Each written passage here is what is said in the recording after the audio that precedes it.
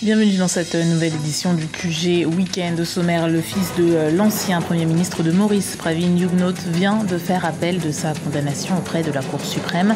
Le 30 juin 2015, il avait en effet été reconnu coupable de conflit d'intérêts dans l'affaire rachat d'une clinique. 33 organisations des droits de l'homme demandent à la Commission électorale et au gouvernement la libération des prisonniers politiques en République démocratique du Congo. Réunies le 6 août à Kinshasa, elles dénoncent entre autres des arrestations arbitraires et des détentions abusives. Le Rwanda a produit 2 millions de tonnes de pommes de terre en 2013, une production qui fait du pays le 3e producteur d'Afrique subsaharienne. Mais l'industrialisation de la filière montre encore quelques lacunes au niveau technique. Mais d'abord, dernier jour de la visite du président Alpha Condé au Sénégal. Ce dimanche, le dirigeant guinéen a entamé son voyage jeudi 6 août, une durée volontairement longue pour montrer que la brouille diplomatique entre les deux pays appartient au passé. Par deux fois au mois de mai et d'août 2014, le Sénégal avait fermé ses frontières avec la Guinée face à la fulgurance du virus Ebola. La Guinée, de son côté, avait menacé de suspendre son exportation de fruits vers le Sénégal. Le président Alpha Condé, qui en a appelé à plus de solidarité africaine tant en matière de crise sanitaire que de sécurité. C'est un véritable feuilleton judiciaire qui secoue l'île Maurice depuis plusieurs mois. Pravin Jugnauth, le fils du Premier ministre démissionnaire Aneroad Jugnauth, a été reconnu coupable de conflit d'intérêts. Depuis le début du mois de juillet, c'est celui qui a lancé les poursuites à son encontre qui a été lui aussi soupçonné de conflit d'intérêts. Mais le fils du Premier ministre vient de faire appel de son jugement. Ibra Radinjai. À Maurice, Pravin Jugnauth, le fils du Premier ministre mauricien Aneroad Jugnauth, a été reconnu coupable de conflit d'intérêts dans l'affaire Medpoint. Mais la saga judiciaire est loin d'être terminée. Pravin Jugnauth a décidé de faire appel de cette condamnation d'1 an de prison ferme auprès de la Cour suprême. Déjà, l'affaire commence en décembre 2010. L'État rachète une clinique, la clinique Medpoint. Le seul hic, c'est qu'à ce moment-là, le ministre des Finances du pays est Pravin Jugnauth. Et la clinique appartient à la sœur et l'époux de celle-ci du ministre des Finances. Donc la sœur et le beau-frère de Pravin Jugnauth. Et à ce moment-là, en décembre 2010, c'est Pravin Jugnauth, en tant que ministre des Finances, qui donne l'aval final pour le paiement de la somme due au vendeur. Moins d'1 an après, une enquête commence sur la vente de cette clinique. Les conséquences politiques pour Pravin Jugnauth sont nombreuses, longtemps perçues aux yeux de nombreux Mauriciens comme le successeur de son père, Premier ministre Aneroad Jugnauth. Cette affaire risque de compromettre son avenir politique.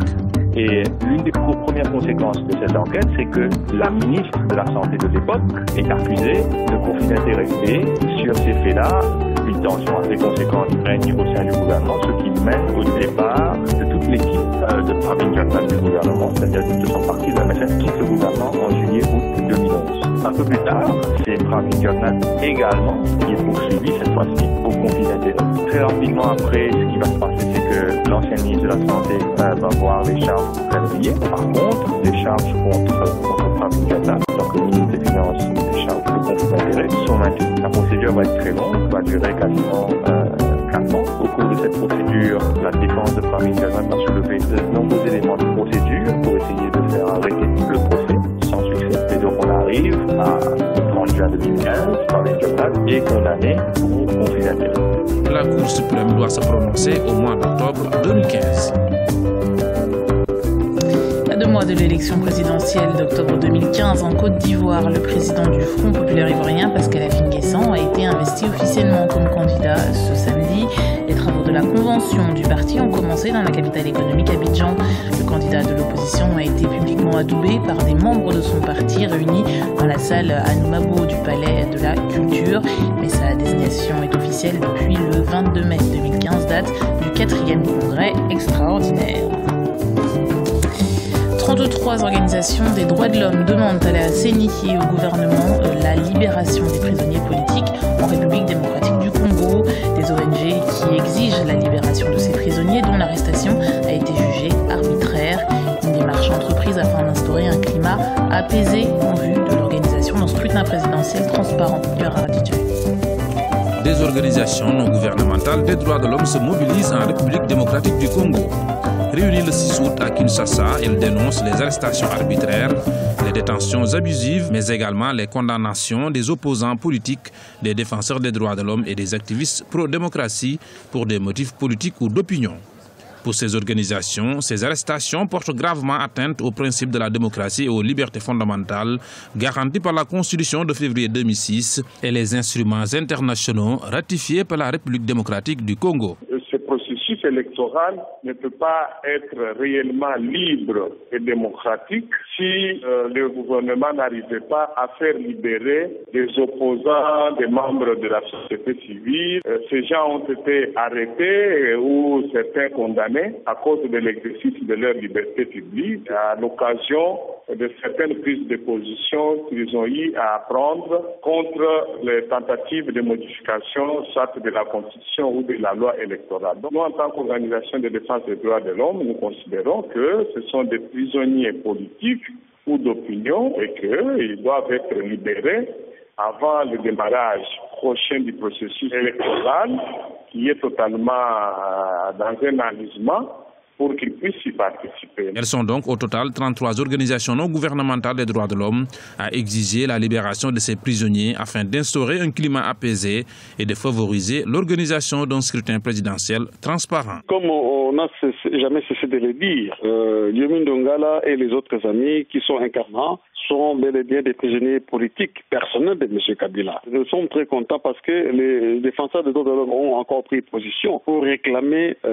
officiellement leur libération et appeler le gouvernement congolais au respect des droits de l'homme, au respect de la démocratie. C'est ce que nous avons toujours exigé et demandé, nous, au niveau de la démocratie chrétienne. Ces ONG exhortent la CENI, la Commission électorale indépendante et le gouvernement à tenir les élections dans les délais. Rappelons que la présidentielle est prévue en 2016 en République démocratique du Congo et que l'éventualité d'une candidature du chef de l'État, Joseph Kabila, demeure une pomme de discorde dans le pays. Terrorisme ou coup de folie, aucune piste n'est écartée pour tenter de comprendre le geste d'un casque bleu rwandais d'un détachement de la MINUSCA, les forces des Nations Unies dépêchées en Centrafrique. Ce samedi aux alentours de 6h du matin, le soldat a abattu 4 de ses compagnons d'armes avant d'être lui-même tué. Selon les premiers témoignages, la fusillade a duré 30 minutes. 8 autres soldats ont également été blessés. Il s'agit de l'incident interne le plus grave survenu depuis 2014 au sein de la MINUSCA. Le Rwanda produit plus de 2 millions de tonnes de pommes de terre annuellement. Il est même le leader des pays de la communauté est-africaine en la matière. Depuis un trimestre, les autorités ont décidé de partir à l'assaut du marché international. La transformation locale de la pomme de terre est aujourd'hui une priorité. Olivier Jacotan. Transformer la pomme de terre en divers produits dérivés pour lui offrir plus de débouchés, c'est le vœu des autorités rwandaises. La première et seule usine de transformation de cette denrée est fonctionnelle à Musanze au nord du pays depuis mai 2015. Elle emploie environ 50 personnes et produit par jour 500 cartons de chips pour le marché local et international. Ce qui m'a poussé ici, c'est que premièrement, c'est pas trop cher comparé à d'autres chips qu'on voit ici au Rwanda. Les autres sont venus pas de notre pays, à l'extérieur du pays, mais ces chips sont du Rwanda. Notre district est parmi les premiers producteurs de pommes de terre au Rwanda, même dans la région. Nous avions souvent un problème de marché et maintenant l'usine c'est l'une des solutions. Le Rwanda a produit 2 millions de tonnes de pommes de terre en 2013, une production qui connaîtra une nette progression d'ici 5 ans selon les autorités. Le pays est même le 3e producteur en Afrique subsaharienne après le Malawi et l'Afrique du Sud. Mais l'industrialisation de cette filière est toujours confrontée à un défi majeur. C'est surtout le défi de logistique. Donc on doit importer les emballages parce que si ça doit être biodégradable, on doit les importer d'Europe. Ça parfois ça cause des problèmes de logistique et ça rend que les prix soient un peu élevés comparé à la compétition qui vient de l'extérieur. Le pays vise une production annuelle de 7 millions de sachets de frites. L'usine de Musanze collabore avec 16 coopératives agricoles. Elle compte à long terme extraire de l'amidon et produire des boissons alcoolisées grâce à la pomme de terre. C'était le journal de la rédaction. Merci de l'avoir suivi. Retrouvez dans un instant une nouvelle édition du QG Week-end sur Africa 24.